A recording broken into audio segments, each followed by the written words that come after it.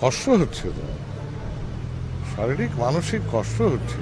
একজন বর্ষিয়ান মানুষ, দাঁত ভেঙে গেছে, ঠোঁট খোলা, যেমন বললেন, পিঠে ভীষণ ব্যথা, খেতে পারছেন কিন্তু ঘুম হচ্ছে না, স্বাভাবিক কষ্ট হচ্ছে। মনে হলো কবিতা যে নাটক নাকি সত্যি আহত? আমি না এসব ধরনের ফালতু অবান্তর কথার কোনো উত্তর দেবো না। যে নাটক বলছে তাকে কি জিজ্ঞেস করুন, আমায় জিজ্ঞেস করে কি লাভ? অসুস্থ দেখতে এটা অর্বাচীন কোথাকারকে রেজাক মোল্লা সম্পর্কে কেন? রেজাক মোল্লা যদি উনি নাও হতেন, উনি যেন সাধারণ মানুষ হতেন, তাকে মারবে এইভাবে? একজন বর্ষিয়ান মানুষ, সিনিয়র সিটিজেন, উনি উনি প্রাক্তন মন্ত্রী নন, উনি বিধায়ক কিছু নন, সিনিয়র সিটিজেন। এটা কি?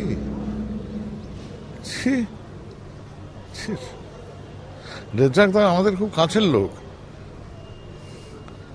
ববি হাকিম যদি গণ আন্দোলন করে থাকে, যেটা করেনি, ও কিছু করেনি, তাবেদারি ছাড়া এরা কেউ কিছু জানে না। গণ আন্দোলন যারা আমরা করেছি, তখন সব তৃণমূল করেনি, আন্দোলন করেছি। রেজ্জাকদা তখন আন্দোলনের জন্য কি করেছিলেন সেটা আমি অন্তত ভুলবো না, এবং আমার আরো কোনো কমরেড কোনোদিন ভুলবে না। এমনই ওর সরকারের বিরুদ্ধে গিয়ে কাজ করেছেন, উনি সাহায্য করেছিলেন আন্দোলনকে নানানভাবে, সেগুলো উনি জেনে বুঝেই করেছেন। তারপর সেই পরিবর্তন সরকার এসে এই কাণ্ড ঘটছে। কার সঙ্গে? অফ অল পার্সনস, রেজ্জাক মোল্লার সঙ্গে। চমৎকার। আরাবুল ইসলামের দিকে অভিযোগ হচ্ছে, আপনি তো নিজে যখন ছিলেন। আমি না এই ব্যাপারটা কিছু জানি না, এটা তো এখন তো তদন্ত কত কি হবে আমি জানি না কে করেছে এটা। যদি যিনি করে থাকুন তিনি একটা গর্হিত কাজ করেছেন, এটা কি যিনি করে থাকুন। আর একটা কথা তো ঠিক, যে আমি কাগজে যেমন ছবি দেখছি যে গাড়ির কাঁচ ভাঙা, মারধর হয়েছে, স্পষ্ট আক্রমণ হয়েছে। তো উনি তো একজন নিরস্ত্র মানুষ ছিলেন, উনি তো অস্ত্র নিয়ে ঘুরছেন না, ওর সঙ্গে অস্ত্রধারী কেউ ছিলেন। এটা একটা অন্যায় আক্রমণ, এই কি গুন্ডামি? পুলিশের ভূমিকা কিভাবে দেখবেন? দেখুন, পুলিশ কি বলবো, পুলিশ চলে সরকারের নিয়মে। সহজে তো কেউ সত্যি কথা বলতে চায় না। যখন যে সরকার, পুলিশ বাধ্য হয় তাদের কথা মতো চলতে, সোজা কথা। কিন্তু বর্তমানে এখানে যিনি এসপি প্রবীণ, মিস্টার প্রবীণ, খুব ভালো লাগে, আমার সঙ্গে তার অতি সুসম্ভব।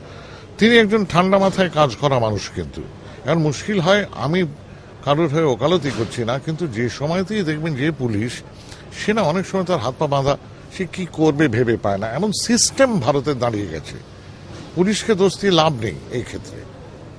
পুলিশ হয়তো পুলিশের কাজ, এই যে রেজ্জাকদাকে তো পুলিশই তুলেছে, আমি খবরের কাগজে যা পড়লাম।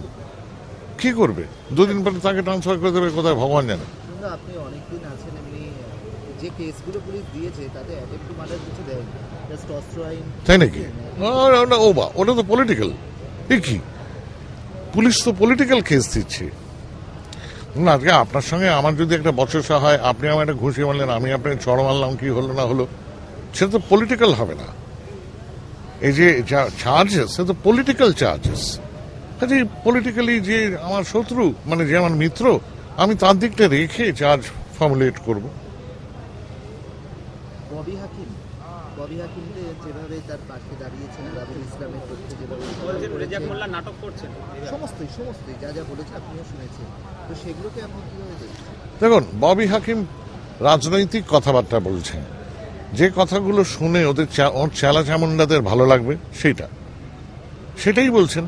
আমরা কি ওর কাছ থেকে বিধানচন্দ্র রায়ের বা জ্যোতি বসুর উইজডম, সেগাসিটি এক্সপেক্ট করব? তা তো না। ববি হাকিমের ভাষায় কথা বলছেন, ভাবছেন খুব স্মার্ট হলেন, যে 4000 লোক লাফিয়ে পড়লে ওকে হাসপাতালে যেতে হতো না, এটা একটা কুৎসিত কথা, এটা কুৎসিত। সেই বোধটা যদি ববি হাকিমের থাকতো, তাহলে ববি হয় না, অন্য কিছু হতো।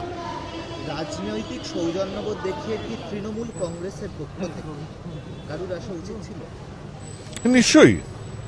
ধরুন, এক অর্থে আমিও কিন্তু তৃণমূল হিসেবেও এসছি না, কি আমি এখনো তৃণমূলকে মাসে 6000 টাকা চাঁদা দিই একজন জনপ্রতিনিধি হিসেবে। আমি এসছি তৃণমূল, আমি শুধু আমার একার পক্ষ থেকে না, আমি কিন্তু আমার পার্টির অনেকের তরফ থেকে এসেছি, যারা অত্যন্ত ব্যথিত। আমি আপনাকে বলে দিতে পারি, তারা ব্যথিত।